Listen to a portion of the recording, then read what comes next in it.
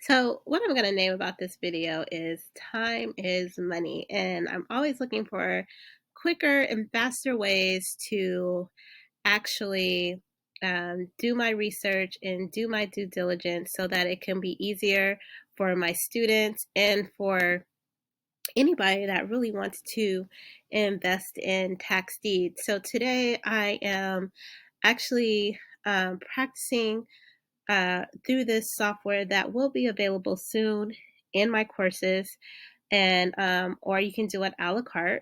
But I'm just going through this, and I'm just really excited about this because it really helps you speed up the process in doing your research. So I'm just kind of going to go over my process of what I'm actually going to be investing in another city this month, and this is going to hopefully be very helpful. So I'm just going to walk you through the process that I'm about to go through in order to find the information. But before I do that, I just wanted to kind of give you um, a layout of what this software that hopefully I'll be able to provide in the second quarter with my courses is the fact that all the things that this new software will provide. So one of the things that I noticed that I really like is that it shows all the auctions that are happening within this month. As you guys can see, there's Illinois, Arizona, Nebraska, Arkansas, Indiana. One of the things that it does is it shows you all the auctions, whether they're liens or deeds. So I like the fact that it gives you all the different states. It gives you the sale date, which of course I'm looking for March because February is almost over. And then it gives you the auction type. And then it also tells you whether they're going to have them live or online, which I think that is very, very helpful.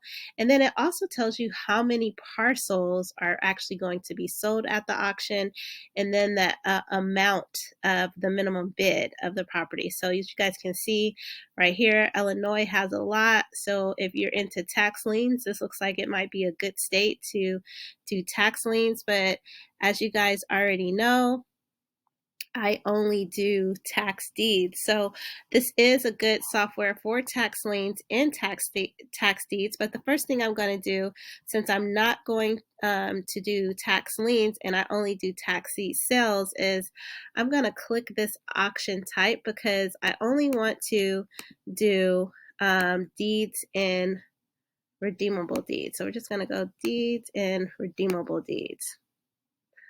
And as you guys can see, it gives me all the deeds in all the states that they're happening. So Arkansas has a lot of deeds sales, as well as California has a few places. Ohio, oh my God, they have a lot. Well, not a lot of parcels, but over 2 million. This is a really good state. I did not know. They must have changed this county. It's actually a deed county. Wow. Fresno, Florida. Here goes a few Florida, more Arkansas, New Jersey, Minnesota. Let's see. So they have a lot. That's what I really like about this is that it lets you know what states are actually having a deed or a redeemable deed sale, as well as it tells you whether it's going to be live or online. As you guys know, I am in Texas. I am going to go to a different city. So as you guys can see, it shows all the different states that all the deed sales are going to be happening next month. You guys could probably get a nice little good view look for those that are wanting to invest. I'm particularly going to go to my favorite state, Texas. So we're going to go to Texas. And so if you are in a particular state, you can just click on Texas and it's going to populate. And no auctions. No, that's wrong. State auction types want deeds and redeem. Oh, because Texas is a redeemable state, guys. If you didn't know, that's why nothing came up. So as you guys can see, so I'm actually going to be investing in Harrison County, but it shows you all the counties that Texas is going to have. And as you guys know, Texas has every first Tuesday. It looks like Tarrant, this is where I first started. They only have 20 properties. Dallas County only has 26. So it does, let you know how many parcels are going to be sold, and this can change if you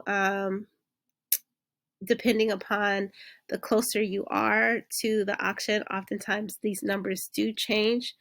But what I like about this is that when you click on the county, it gives you all the detailed information of what you need about that county. So, for example, it tells you the start date, the start time, where the auction is being held, a contact person, a phone number. Once again, it gives you the parcels and the total sell amount. And it also tells you the bid procedure, which is very important.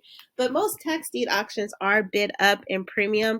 And it also even gives you a website. And then it also goes over the notes or the things you need to do in order to attend this auction. So I really, really, really like this about this software. It will definitely decrease the learning curve because a lot of the information is here. I often do tell people to still contact the county directly because all softwares, as you know, they're computers. They do have glitches, but they give you a bird's eye view of what's happening in that particular county. So I'm really excited about that. So I'm just going to access this data and we're going to see what's going on over here in Harris County. And one of the things that I really like about this is, as you guys can see, it shows lien amount. It tells you that there's going to be 3 residential properties, and sometimes if there's commercial, they have recreational, industrial, agricultural, and vacant. So it looks like there's a lot of vacant land that is going to happen in Harris County. And then what I really like is it says, like, so it shows you that there's 2 parcels that's going to be sold between 1,000, or the minimum bid is 0 to 1,000. And then there's pretty much 26 residential properties that are going to go for minimum bid is $1,000 to $5,000. And then it has 23 of 23, 5 to 20,000. So it kind of gives you an idea of, you know, what's going to be happening at this auction. So let's just look at residential just for the sake of this. So now it's pulling up all residential, and wow, lo and behold, it actually gives you the property type. I really, really, really like that it gives you the property type to these videos. I mean, not videos, to this software. So let's just go and click on one of these. Now, I have noticed by clicking on a lot of these, when it says single family and you populate it, it doesn't actually, let's see if this street view comes up. A lot of these are showing like no property, like it's showing like nothing, right? One of the things I really like is it does actually have where you can go on Zillow to view this. So literally, this is not actually single family residence, right? This is, Zillow is telling us that it's vacant land, but you know, they aren't making any land. So if you could get some land, and the opening bid was between 1 to 5,000, if you got it for 10, and Zillow saying it's 38, this is probably a good asset, right? So I'm just going to go back to the list. And so what you can do is you can grade this property, and I would grade this about a B because why? Its opening bid is 3,500, and Zillow told us the Zestimate was 38,000. So I might want to say it's a C property. Doesn't really have that much room, and it looked like it was in the middle of nowhere. So I like this is because you can, not only does it tell you that you viewed it, but you've also graded it, and now it's in its own little group, and it's tagged a grade. And then what I also like about this is it also gives you like a little spreadsheet. So let's go look at these mobile homes. Let's see what this mobile home looks like. I knew a guy. Does anybody know a guy? I know this guy that used to like literally fix and flip mobile homes. So let's just see what this is saying. Oh, not bad. Look at that. Giving us a 3D view. Oh, so you get the mobile home, and I'm assuming the land on here. So the opening bid for this is 1,800. Huh, interesting. Not bad, right? let's go look and let's dig deeper into this. So let's see what Zillow says. The opening bid is 1,800. Oh, this must be real rural. It doesn't even have a estimate. It says the last time it was assessed was for $5,000. But my question is it just the mobile home or do you get the land? Because the way that where this mobile home, the land is sitting on, it's definitely not 784 square feet. So this is rather interesting. So I would probably grade this like a D or F because you know what? I don't know a lot. It didn't give me a lot of information, right? So I'm just going to go on to the next one. Let's see what this one is. It's $1,000. Let's see what Zillow is saying.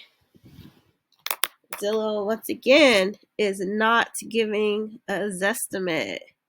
And the square footage is only 840 square feet. So those people like myself that like to buy land, it's really important not only to find out the square footage, but you also want to know what it's zoned for. Let's see, does it give you any? No, it doesn't. So I would probably pass on this, even though they're saying that in 2021, this land was assessed for $9,700. But as you can see, the aerial view of this, it looks a lot less rural than the other piece of property I was looking at. So we're going to go back to the list. I wish I could, I'm going to give that a D minus. So what I like about this is it tells you what you viewed, and then it also gives you the ability to grade them. So then when you download your spreadsheet, and you could take the same spreadsheet to the auction, and it's really helpful. And once again, some more land. This is 3,200. Let's see what Zillow says.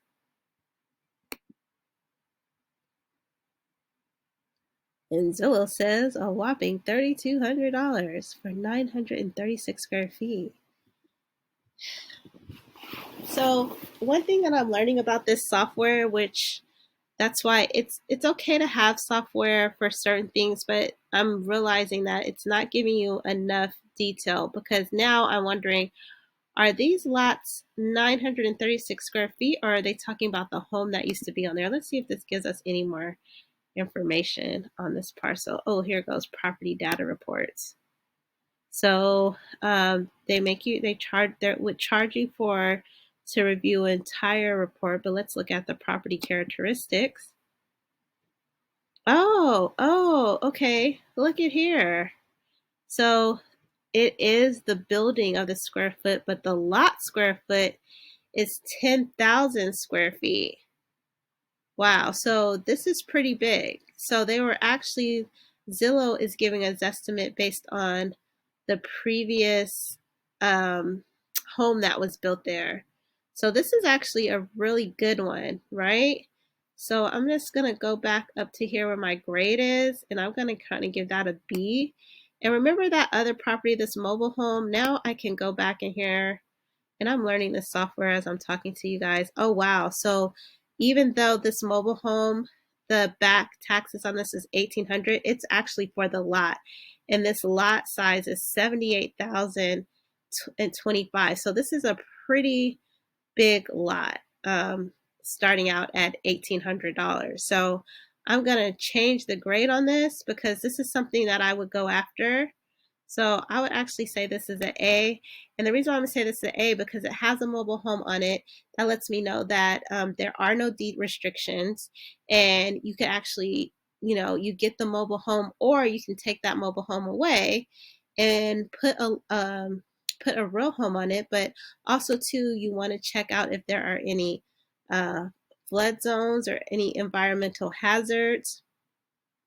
Let me see if it gives you, no, it doesn't. So also too, I have to call the company about this. So one of the other things a lot of people hesitate from buying tax deeds is the not knowing exactly everything that's encumbered on the property. So, like, I'm looking at this and I'm thinking this is a really good deal. Not only does it have a mobile home on it, but it's a pretty large lot. And this might go to $5,000 or $6,000. It's really nice size. And it's saying the previous building square footage is 1,600, or the mobile home is 1,600. It was built in 1996, which is not that bad, right? But one of the things I was curious, and it doesn't really tell me on this, which I'm going to actually add to my notes, is it would be really nice, and I probably just don't know, but it'd be really nice to see if they had, I might have spoke too soon, you guys. So look at here. It gives you property additional information. And so it says defendant, the unknown heirs of Anthony Tyrone Williams. So that's probably why it's going to sell, because this property was sold. No, the actual owner is deceased, because it says the unknown heir of Anthony Tyrone. So he ain't coming back. And you know, Texas is a redeemable state, so you don't have to wait 6 months unless he's going to come back from the dead. But what I was really looking for is I was trying to see if this had any other liens on the property. That's what I was really looking for on here, and I haven't really been able to see that. So yeah, you guys, this is a good property.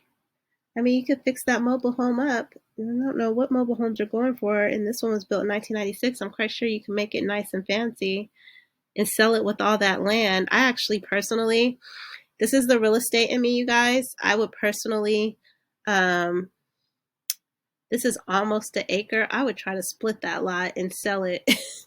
I would try to get it rezoned and split it and like triple my money.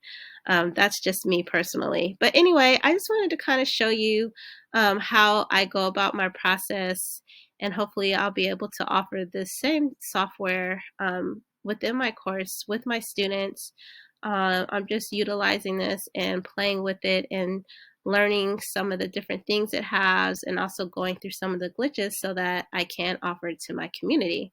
I hope this video helps, and happy investing, you guys. If anybody are in Houston and Harrison County, that's where I will be next Tuesday, even though it's a massive auction, one of the biggest auctions I've ever been to. So it's unlikely that you'll run into somebody that you know, because it's so big. But anyway, happy investing, you guys. If this information was helpful, if this software is something that you'd be interested in, just drop a line about how much you think you would want to pay for this. If there's something that you were curious about wanting to know, just drop a question or a comment in the in the question area. So anyway, happy investing, you guys.